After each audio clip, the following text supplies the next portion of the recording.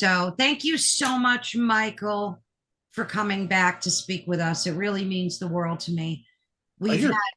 we've had so many questions, but before that, give us a brief introductory about your life work and what you're doing right now, just for the folks that haven't watched the first one. Well, I am a science researcher. I've focused for the past 45 years on the information, the evidence in what's known as the Billy Meier UFO contacts or the Billy Meier UFO case. And they're the real pioneers in this, the original investigative team who discovered this material, and it was brought to their attention and went and began officially investigating and documenting it in late 1977 are the heroes, or I should say the sub-heroes, because the hero of the story, if we can put that in quotes, is Billy Meier, probably the most amazing human being that's ever lived, as far as I can tell. Maybe somebody else is close. And he is now scientifically and to a legal and scientific standard, this has been proved singularly authentic. There are no other so-called UFO contactees that have even one piece of evidence. You see all this above us here. They have nothing. There's lots of claims. Are there other people that have seen UFOs or accidentally seen an extraterrestrial? Yeah, sure, fine. But these contacts are singularly authentic. They've been going on with Billy Meier since 1942. That's, for him, it's like an 81-year plus running contact case. And this is what I call the eye candy behind me.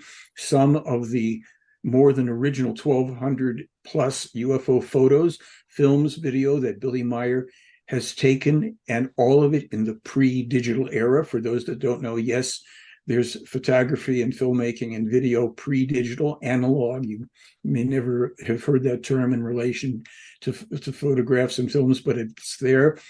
And unparalleled, incomparable for his trouble. He has had 25 attempts on his life, the last one about a year ago. There were two people with him that I know at the time who were eyewitness to this. I've investigated this since 1979, first introduced to it.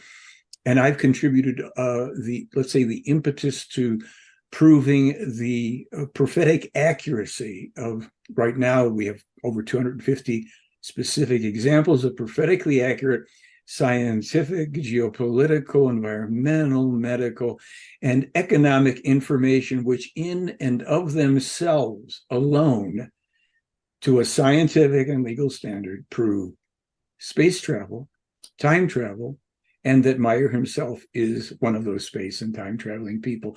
So the rest of ufology, complete waste of time, in my opinion, has nothing to hold a candle to compared to Meier by light years. And it's fine. People can do what they want with that. They can be angry or interested. I have a new online show myself called the UFO Report. Just did the third show the other night. And so basically, this is what I do. I love doing this. And I've been to Switzerland 21 times, made 4 documentaries, actually maybe 5 on this case. And that's kind of a little tiny bit of background. That's great. Thank you so much, Michael. I'm going to, of course, link our first original conversation that we had to this one, because I think that one's really important for people to make sure that they watch as well. It was really jam-packed with a lot of really great information about Billy and you and so on. So we want to encourage people watching that. The other part is there's, of course, a lot of critics and naysayers, and there seems to be a lot of I don't like to use the word hate, but in some cases, hate thrown your way. And I've gotten so many questions, but we can just start with a few. So Billy purportedly took all of these images and wrote all of these books and even taken video. And of course, I'm going to direct folks over to your website, which is theyfly.com. Blog. Theyflyblog.com would be the best one. Blog.com. Okay. So I'll have that running across the screen. And the reason why I think it's so important, there's so much information on there. and a lot of reading. So if you don't like to read, you're not going to like the information. And the reason I say that is because you really need, if you're invested in learning the truth, you really need to take the time to read. So that's important. There's a lot of conversations between Billy and the Plarians. Did I get that right? Did you freeze up? Oh, you froze up for a second. You So did too. okay. So is it the Polarians, Michael? Doing this? No. No, They don't having the interfere. conversations with Billy. Yes. So Billy Meier has been having conversations since he was a 5-year-old boy with these extraterrestrials. Now, I'll give you the breakdown a little bit. The first person, he claims, is a man named Svath, an elderly extraterrestrial man from the Plejaren race. The Plejaren are the people that got called Pleiadians, actually by themselves, and Billy forwarded that term, which was really a screen name designed to ferret out all the people who they knew were going to come forward and claim to be in contact with them, meeting them, channeling them, etc. All those people that use the term Pleiadian to identify anything that they're claiming are wrong, to be polite, in many cases deliberately lying to be profiting from this, but certainly incorrect. There are no Pleiadians. They are the Plejaren. His second contact person, pardon me, was a extraterrestrial woman named Asket from a different group who work with the Plejaren. The third contact person, again, another woman named Semyaze, a Plejaren. And in the ensuing years, there have been, since 80 years worth of these, 81 years of contacts, he's met with people who are representative of many different extraterrestrial races. But his contacts for the greater portion of this interaction and information, those have been with the Plejaren. Okay, that really clears things up. Let's get to some of the questions and comments that some folks have. So, like, especially a newbie, they see this and they're like blown away. And a lot of them have asked, well, why aren't there pictures of the inside of the ship? I'm sure you've gotten that a million times. So let's address that. Sure. You see, the question itself indicates the complete incapacity of the person asking it to comprehend what they are looking at. They don't ask that question of any of the myriad phony people, the liars that proliferate online claiming contacts. I'm an extraterrestrial contactee, I'm an abductee, I'm an expert, I'm an investigator. They have nothing. So people say, I want more. You see, I'll just put it this way, it's not exclusive to us, but it is the American way. Yeah. Not enough. Give me more. I want to consume. I don't want to digest. I want to consume. I don't want to think. I want to consume.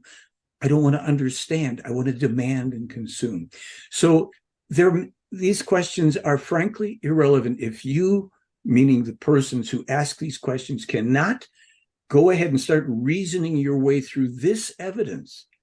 The analyses that have been done for over 40 years showing that these are singularly authentic, the closest photographs, the clearest, the most abundant, then go back and to your make-believe world of channels and UFO contactees, and don't disturb yourself with this. I mean it, because you will become disturbed when you dig deeper. You'll realize that you've wasted every single minute that you've traveled through ufology and all the phony hearings and the experts that come and want to take us running around in circles for nothing.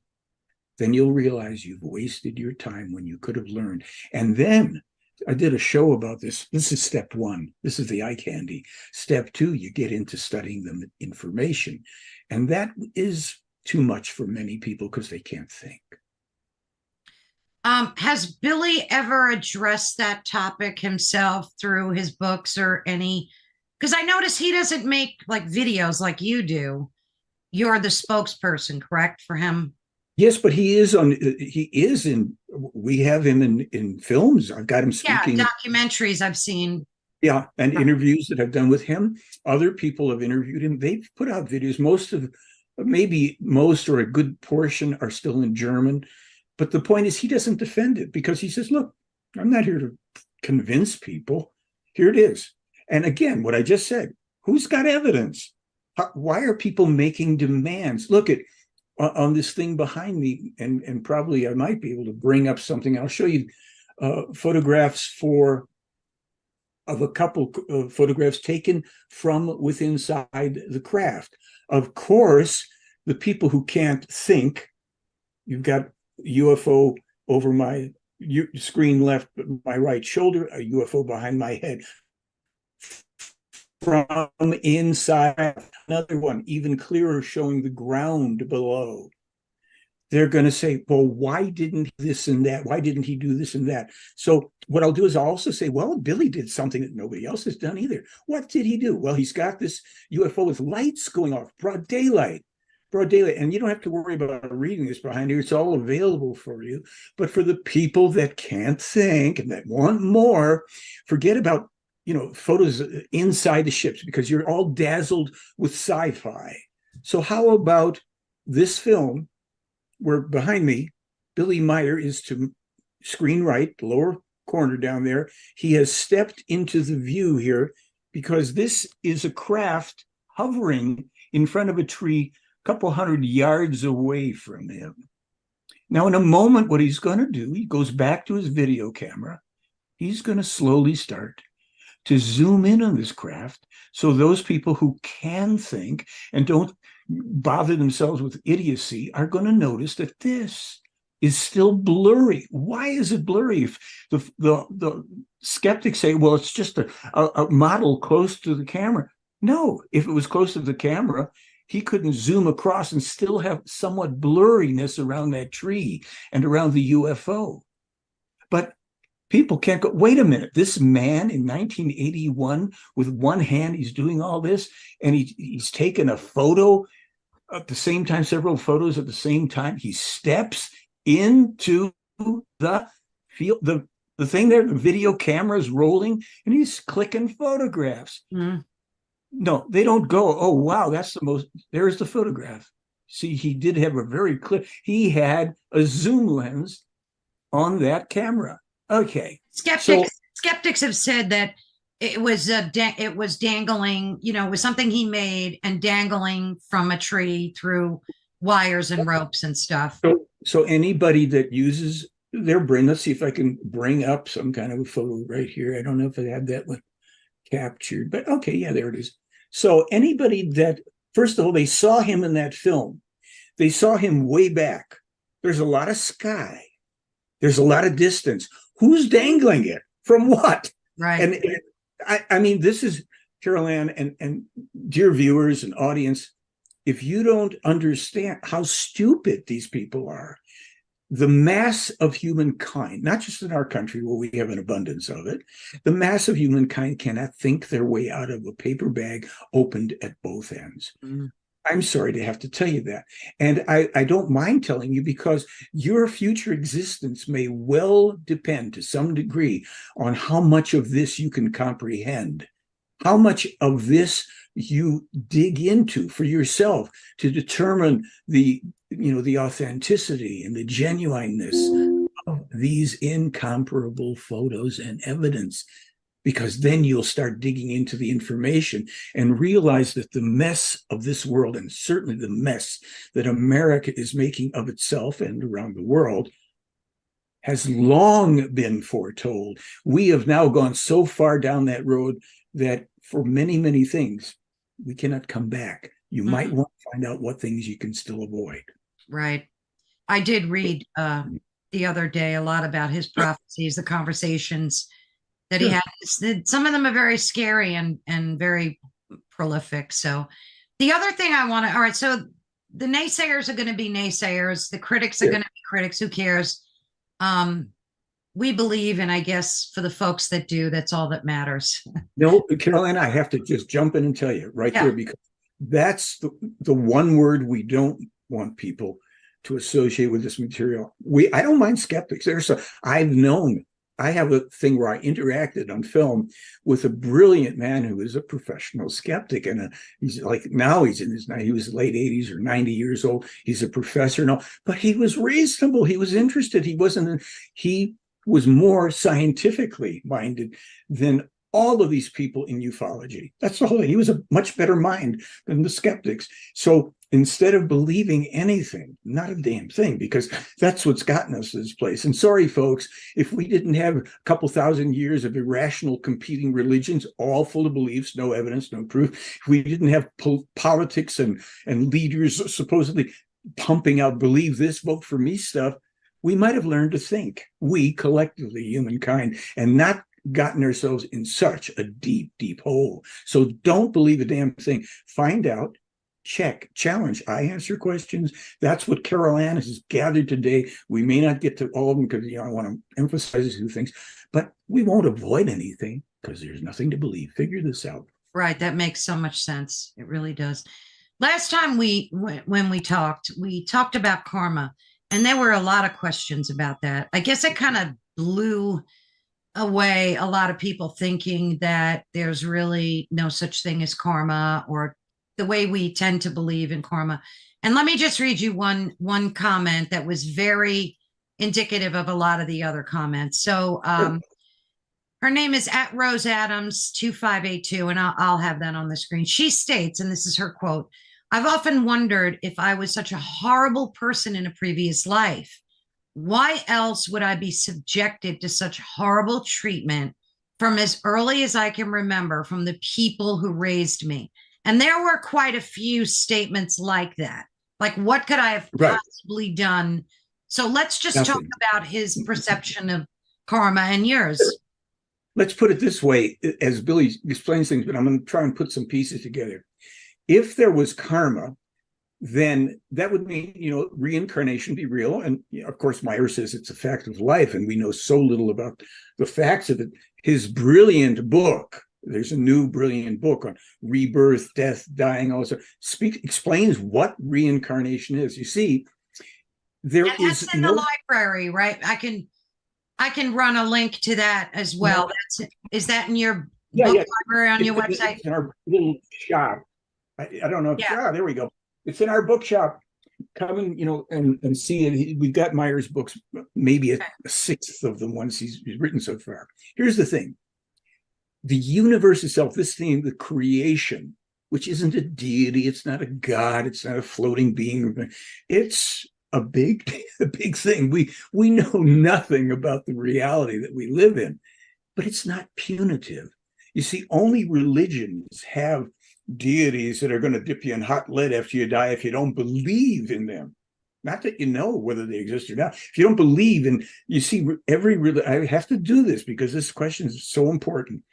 Every religion, let's say the Judeo-Christian religions and a few others, rest on an illogical premise. It's a premise I couldn't bring into a court of law to argue. And I don't mean me, I'm not an attorney, but I couldn't come in and sit as a witness. And I couldn't bring it into a kindergarten classroom and say, children, you have to believe this because what's in this book is true because the book says it's true. If people grasp that that's the entirety of the premise of the substantiation for religions, whoa, how did we ever go down that road instead of saying, well, prove it? If there was a Judeo-Christian God, a Hindu God, any of these gods that really existed, here we are, 21st century, whatever, technology. Could I have your attention, please? I could only talk to a few folks back then, but I got this whole thing. I got the internet, international broadcast. We don't have that. We're still believing in demons and this and that.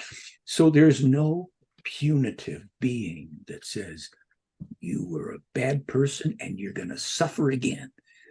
Oh, well, you didn't live in eternity in hell because you're back. And now you're going to, no, folks. Look, there are people in the world we all know who are ignorant, evil, delightful, good, great one. But sometimes the throw of the dice is that we get parents who are just human beings. They may have been abused themselves by human beings. if we were burdened with karma, reincarnation then being a fact of life, we'd never get anywhere. We'd be always having to try to, clear up the karma from the past life or lives that would go back who knows how far. We'd never get a clean slate. But the fact is, we do get a clean slate. Now, everybody gets thrown into this thing. Some of us get an easier, some of us get a harder. Sometimes it's a miserable childhood and we make a great thing out of our lives, because Billy Meier gave one wonderful sentence out of thousands.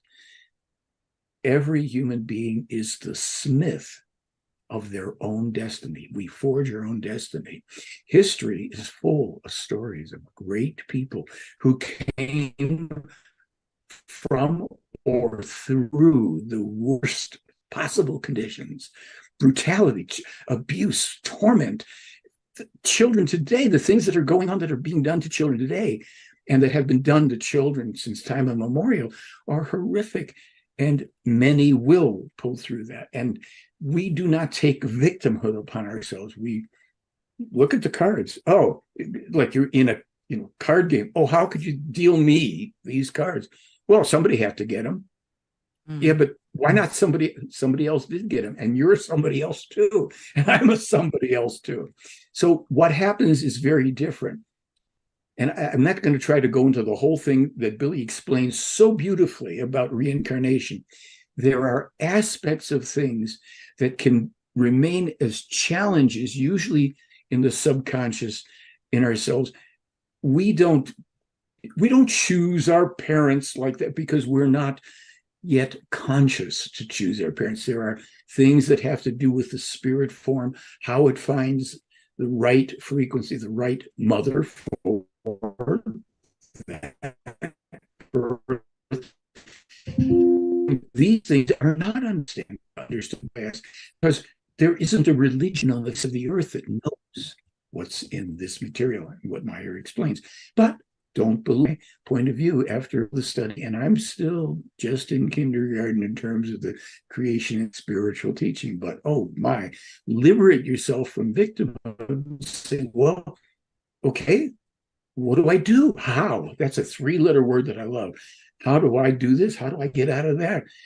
We have it within us to attract from out and inwardly, the resources that are within us to start to climb that ladder out of those holes. So the lessons that we learn in this lifetime, do we take them into the next?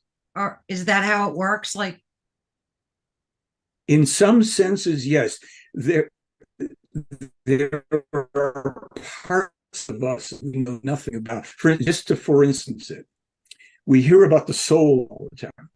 Soul doesn't exist in the way that people think. What soul refers to is the solar plexus, which is the area of the psyche, the personality, the emotions, lots of things, ego. And our plexus of nerves also that have there's a lot of reactivity through the psyche as well, emotional things. That is I want to call a construct that actually fills out it moves through the body, but its central location is here. It's a temporary construct. Our personalities, our I-ness, identifying as ourselves, I'm Michael, you're Carol Ann. That's temporary. Now, it's totally bad news. It's something that we as human beings, as egos, don't like. Oh, you only get this one shot? Yeah, well, but there's another part. This part is going to dissolve after death. There's an eternal, immortal part of us that is deep within the center of the brain, superior colliculus, I think. I usually mangle it. And that part is eternal. It is the part that reincarnates. And when it reincarnates, there is a whole consciousness block. There's a whole source and content of energy, if you will, and information from certainly the previous incarnation and even beyond that is available usually. And I'm giving this is questionable, the accuracy of everything, because there are people who explain it better. But this gets impulsed into us in certain ways that are generally below the conscious level. Some people tune into or receive or recognize when some kind of a from within kind of, impulse and information is arising. And we do have this assistance because mainly we get the storage of the positives of previous lives, but the challenges are not necessarily negatives. We don't get the murdered and hung and this. Yes, there's some people, not as many as who think so, who can occasionally tune in or receive an image of something back from an actual previous life of theirs. There are people that accidentally get images from other people's previous lives. So this is like, boiling pot of spaghetti as far as people are concerned. It's messed up informationally the way we are taught it in these other systems. The spirit comes in. When we are born into this world, it's a clean slate. There is no original sin in that sense. That is something else that affects every human on earth, and it has nothing to do with what any of us have done. So if we get out of the beliefs and we question what I said, you can get Meier's books and he'll explain it, and then you get to test it in your own thinking. Test any of these beliefs, religions, east, west, whatever. You can't, there's no evidence you can work with. You have to either believe it, not believe it. So it's that's a kind of overview. You're not a victim of your past personality. So I'm a little confused about the whole karma thing too, the way Billy presents it, because karma is good and bad. I mean, we can have good karma and bad karma, to use those words. So if we all experience either one and we start with a clean slate, how do we take that into our next reincarnation? Like, Interesting question. So first thing to be said, everything in the universe is an immutable law called cause and effect. Mm-hmm. In our lives, everything, every thought is a cause. Every thought can lead to a feeling. That feeling can lead to another thought, can lead to our actions or inactions. We don't see what happens, according to this teaching, when we die, when we pass out of this world. Those things, the positives and the negatives, are completed to that degree in each life. Things that, get kind of, that's the finish of that. It doesn't mean that we go back in the next life to the exact same thing and have to pick up someplace, because every life has new challenges, has some challenges simply because human life is what it is. We may have had a challenge in a previous life, let's say with making a living. Mm-hmm. In the next life, well, we're still going to be faced with the challenge of making a living. Now, to the degree that we had evolved through and recognized the self-responsibility, and this is a core of the teaching, 100% foundation, 100% self-responsible for everything in our lives. If we had, in that previous personality, grown and developed, it will be more than likely, in terms of our abilities, less. It won't be the same kind of a challenge, more than likely, but it doesn't mean that it couldn't be in some ways a greater challenge, because the society, the world we come into, may have fewer opportunities. It might be, a very different world and very challenging in other ways. But people come into each lifetime, you see people who seem to have a great deal of natural abilities with dealing with certain things. It could be said in previous lifetimes that evolution of dealing with those things, in that storage bank, in that consciousness block that is part of it, that is coming in as a more accessible ability that we still have to develop. We still have to apply to this life. So this is where people need to themselves, as you are doing, to go into that teaching. You read and you go, I don't understand. you go back and you think and you look at your life. The teaching, see the difference between a belief system that's nice and neat and handy. If you just believe in me, everything will be great when you Right. die. No, I want it great now. Then you'll have to go from my belief system to the teaching of the truth and the teaching of the life and the teaching of the creation energies, the spiritual teaching, because you're responsible for your life. And if there is reincarnation, which seems to be when you start reasoning through the material, oh my gosh, this is not by any means anybody's last lifetime. That means the essential spirit form that is indwelling with us. It's not the last time it will animate a personality. And for those that are seeking a little more comfort, it is said, and we can't prove it now, down the line, many reincarnations of our spirit form, many newly incarnated personalities that we think of as ourselves, we will know more consciously. We will have more conscious access to all this stuff. We won't have to believe or not believe, but human beings, we have an evolutionary destiny that goes into the millions and billions of years. Things that are not taught in any of these controlling, mind enslaving belief systems that are meant to tie you up. Send your money in because your God needs it. Didn't you know that? Send a check. God needs Right. your money to build please. How long has that been going on? So Right. there's nothing to believe here. I can't, look, I'm still a student here. Obviously, I will be at the end of this life and the next personality and next. So he explains it, but we have to go read and reread and reread and reread because it's not just a piece of cake. What about, I mean, there's a lot of people that are of like a higher plane of consciousness on the planet. Some of them you'll see called star seeds. And is that a bunch of malarkey? Such garbage.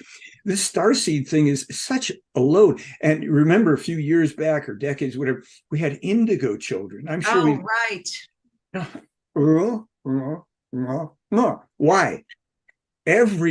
Billy wrote a wonderful thing, speaking about his life and everything, to be of equal value.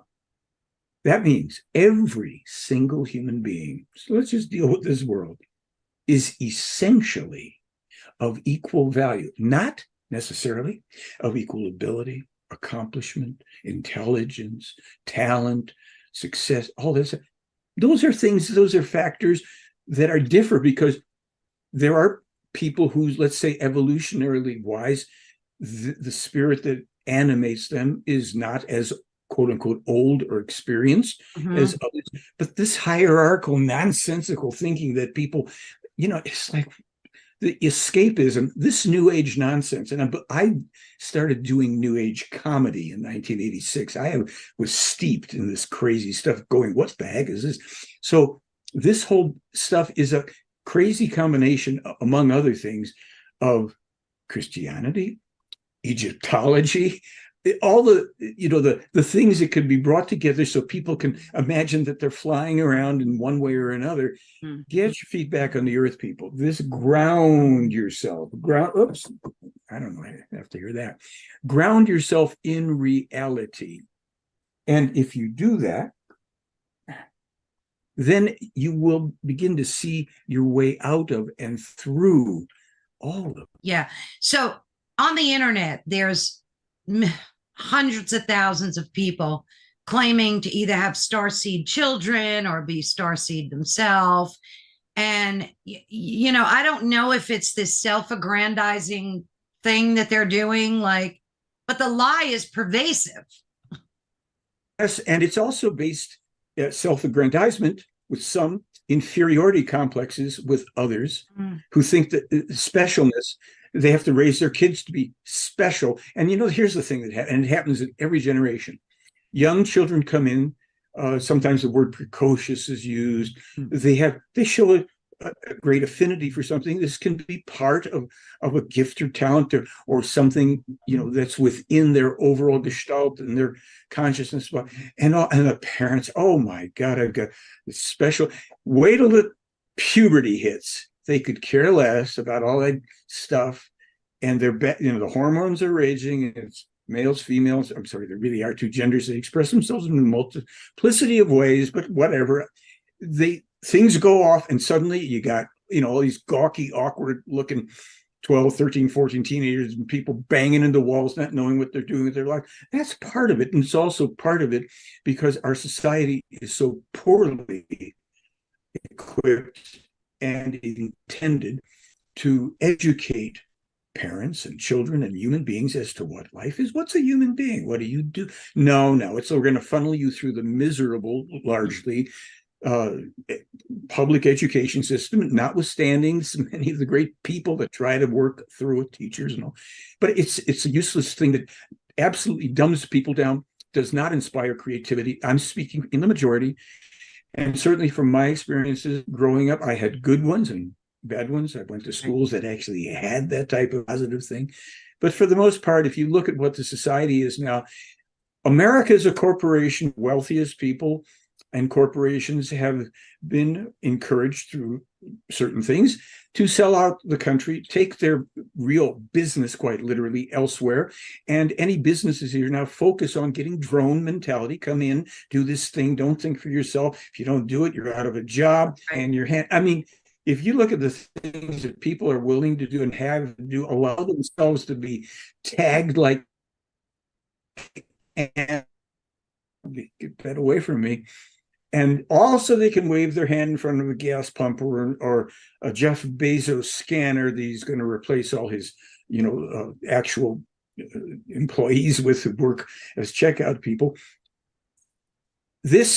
What's coming in this country, foretold down to so many tales by Billy decades ago, trying to wake people up. Hey, folks, sorry to say, I'm not happy about it. I live here too. But right. Look, I can no longer, I have my own little show, the UFO Report, and I do headline story. I'm sorry, as soon as I choose some stories to do that show how stupid, ridiculous, and violent, and aggressive, and ugly the human condition has become because human beings have succumbed to being that, the whole next load of stupid stuff is the news. You can't, it's like, okay, more and more, let's talk about the things that matter in life, truly.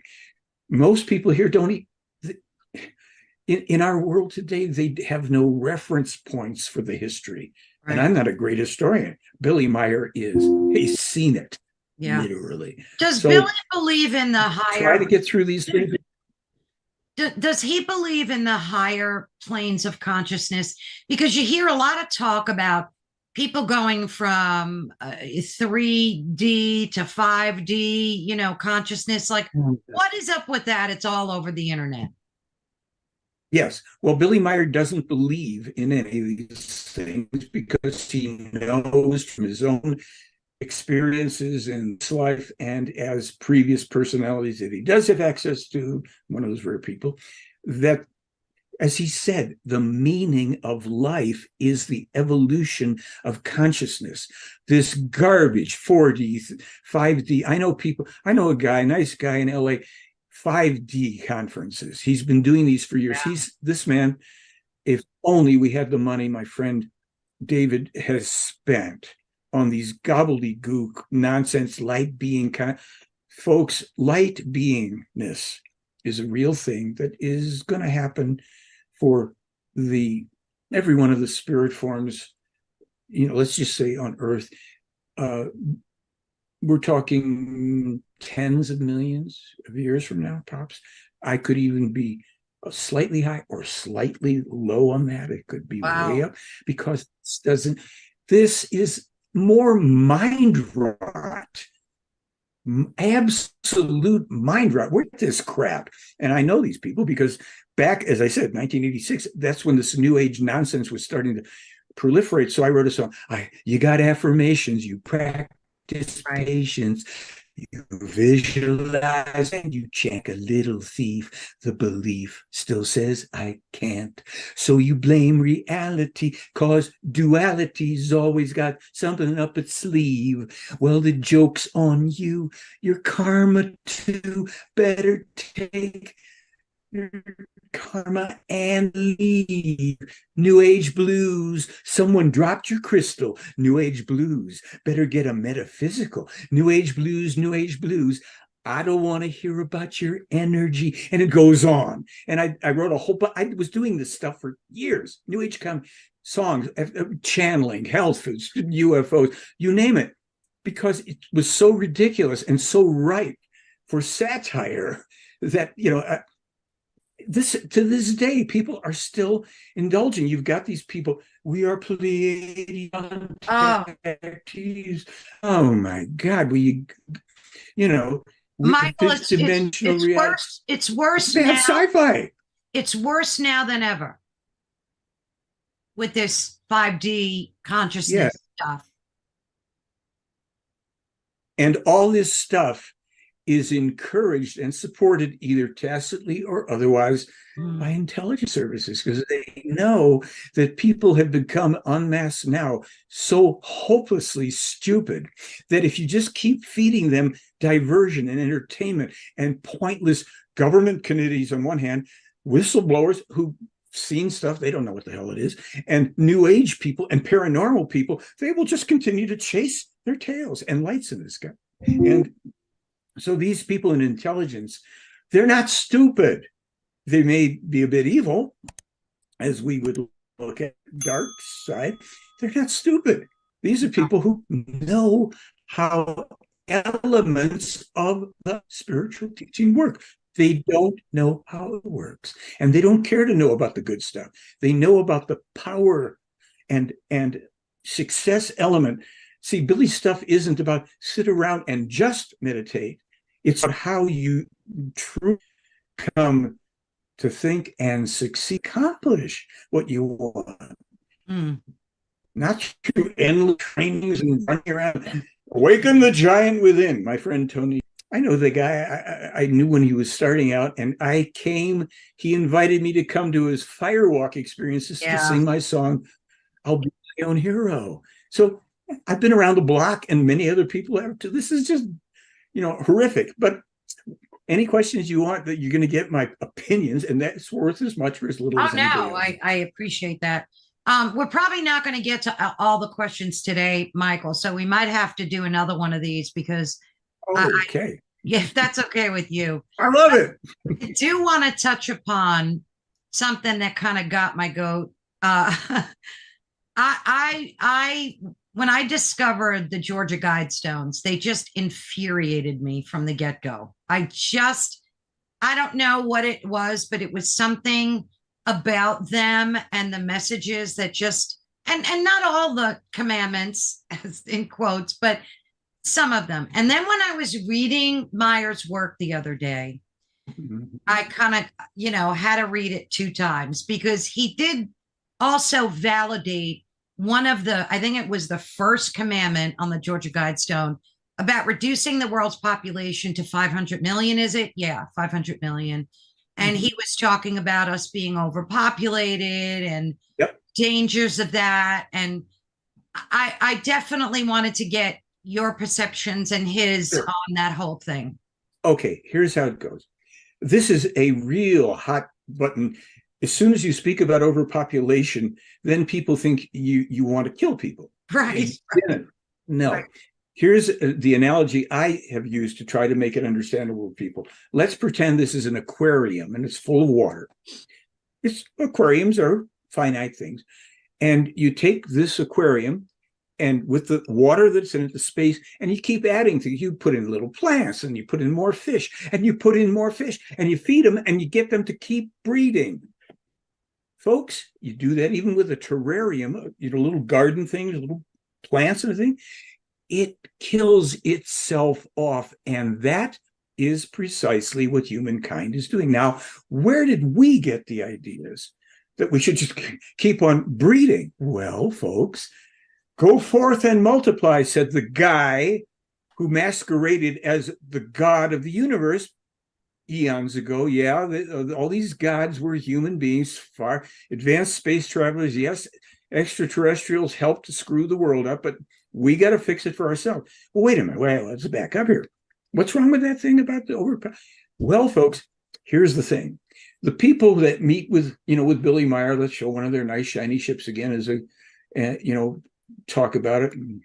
The people that pilot these things, they're human beings. They've been around the block a very long time. If they can fly now in these things, and they tell us their forefathers, even millions of years ago, were really crazy, gigantic, on steroids, Star Wars and steroids, warriors roaming around the universe, enslaving people, taking over planets, crazy stuff. Well, also, they had to learn that they could only sustain a world in their own world as they refine themselves and all too. You need a certain number of people that are optimal so those people can live in abundance. That doesn't mean amassing stupid pieces of paper and silver coins and having more than your neighbor. It means having whatever you need and want, a concept that we've really messed with. So here's how it kind of works. Every planet that is habitable is of a given size, has certain terrain and arable land and land that isn't. We've destroyed so much arable land. I mean, every place we're building, and then people say, oh, there's still plenty of land. And it's not plenty of arable land, as we're going to find out in the coming years as this stuff starts to bite us badly in the butt. So here's what happens. These people are scientists. They don't believe anything. They either know it or they don't through their critical examination, experimentation, and all. Our world has a certain volume, space, surface area, seas, waters, which are now mainly poisoned everywhere, everything is. And they have calculated, they publish this information on us, but we know too much, where are we? Don't tell me to not have kids. Who do you think you're talking to? I think I'm talking to somebody who's going to contribute to overpopulation. We all love babies. That's why, if we're normal, in some sense, healthily, not psychopathic, when new life comes into the world, human life, animals are, cute, and human life, we healthy people want to nurture that. But what they're saying is, hey, folks, the multiply thing, it also has a stop to it, and let natural attrition diminish the population to a level that, if you don't mind thinking a little bit, we've provided the information. These are the population levels that your world supports easily so that every person can have what they need and what they want. That means food, water, air, all pure, clean, unpolluted. You don't need all this junk and all the artificial fertilizers that have poisoned your food and this. So this is, I know we have a very short period of time to touch. If people will learn to think, come on, we have articles on overpopulation. I didn't understand it at first. And then I was looking at a terrarium one day. I was looking at a thing, I had a glass, that's open at the top, and I thought, well, wait a minute. That's kind of like our world. What are they saying? It's logic. We will defend against it. We will attack it. And from that, now we have strife everywhere at the core of virtually every human planet. We do, Michael, but if we're spirit entities, which we are, I believe we are. I mean, I feel my spirit. So that's, I guess, the way, everyone probably does. Then who gets to determine who should be here and not? I mean, if spirit's entering the world through birth, isn't that kind of meant to be? Like, who's to judge? And 500 million, there's like 8 billion people on the planet. There's almost 10 billion people on the planet. Is it almost 10? Good Lord. Yes. Here's the thing. It isn't that, see, we've gone so far through being inattentive and, pardon me, stupid about it, that now there are people that do want to eliminate. And Billy's written about this, and they are the ones who recognize the problem overpopulation presents to them. and they have no compunction. No, this thing with COVID was something else. The vaccine's actually something else. This is all greed and money. Yeah. But those that are, we might call the not so nice elite, could care less about people being here, except that it's an inconvenience to them, and they have there's a lot of thinking goes. Meier's got this information, but most of the stuff you get online is pathetic garbage. They've told you that Bill Gates created this and that. No, look, Fauci, these people. Billy Meier recently said 18 point some million, 18.5 million people have been, and you can cut this out if you want, which as a 10 and 12-year-old boy was warning about this disease. Yeah, I did read that. Yeah. So this goes back, and we know from his information who actually did start this and when and with whom. But people, if we're so anti-nature, truly, and I'm not talking about these bozos that are phony environmentalists that block roads and glue themselves. He's talked about that. That's a whole funded movement from very wealthy people in America to destroy real environmentalism. This is the conspiracy theorists know nothing about the real dimensions. And it's a very uphill battle. We're not going to get out of this for a couple hundred years. Sorry, folks. Where did he come before we go? Like, where was Billy clear about who gave him that information? Where did he get it from the Georgia Guidestones? Like, no. The Playaran have long explained to him what the optimal population levels are based on arable land, based on this and that, from a scientific point of view. And this has been, from the beginning of his contacts, a key element. They've said from the beginning, overpopulation already is existing. Overpopulation will ultimately lead to the self-destruction of the people of Earth through the things that it brings about. When you have too many people vying for ever reduced resources, war, terrorism, anarchy, and people say, oh no, it's because they, so this stuff requires thinking. Doesn't require, I know I'm animated. I'm not trying to get people all jumping around. It's just, people, you're not thinking. And if you think that overpopulation isn't the problem, then start published by Meier with information, help from these people who actually are a bit ahead of us. 200 years ago, the people of Earth would have already created space travel. Instead, we're choking ourselves off with fuming this and that, and electric vehicles that still require all this wasted energy to build batteries. We have no idea, and it's deliberate. That's why they have you chasing lights in the sky and bogus aliens and worrying about when you're going to get into not having into your light body. People, you've been made fools of, and to a degree, by the very people who don't want you here anymore. They said there are too many of these idiots, useless breeders and useless feeders. That's not our perspective of human life. It's simply the way we all are viewed by those who.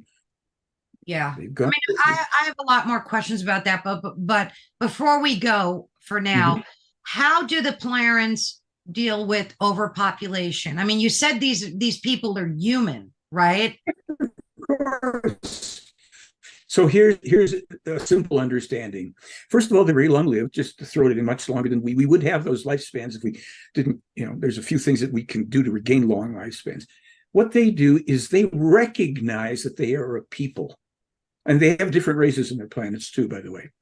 They recognize that there are people, that they are, if you want to use the word, spiritual beings, and that the responsibility that they have is that when they bring a life into the world, it must have the full opportunity to develop, to grow, to have what it needs to learn without war, without strife, without starvation, Mhm. without terrorism, without ridiculous belief systems that have people killing each other for nothing, without civil wars. And their people have gone through that in the past. So what they do is they make agreements, if you will say, that they live by. They have operating principles so that when the population, people who come together to bring a child into the world, they have to be qualified. That means that those people have to be developed sufficiently to be responsible parents to a life or two or three if they pop in that way, and not be inadequate and incompetent. So Wow. that, yes, it's set that way. So they vet everybody before. I guess there must be an organizing government or body of people that oversee that, right? It is, but it's willful, it's voluntarily participated by, because they have thousands and thousands of years of evidence that this is what is a foundational element of peace for them. Now, these aren't peace love puppies that can't defend themselves. As I say, they come from a long history, and those crafts there have sufficient weaponry to defend themselves. They're not an offensive attacking race, but they know they have to be careful. There are races that would attack them. So they are living in this huge communal 500 million people world of balance, where they respect that. They don't go, well, I have the right to have a child just because they want it. They say, be So patient. they're all in agreement. They're all in agreement of it, and that's what makes it so easy, I guess. And they all benefit from it. Yeah, they all benefit. It makes so much sense. Well, I have so many more questions, Michael. And again, I still have reader questions too. So we're going to end this for today, and I will definitely be reaching out to you to schedule another one for next week if you're around now. Yeah, we'll do it. And definitely, because people need to at least hear how this is being spoken about by people who are studying it. I'm not perfect. I'm not all now knowing, etc. These people aren't all knowing. We just have knowledge that would really benefit us. We wouldn't have people living in the street and starving and killing each other and all the rest of it. So there we go. So thank you very much for the opportunity. You send me the link. I'll post it too. And I will. I'll have it up in a day or two. Thank you so much, Michael. My I'll pleasure. talk to you soon. Salome.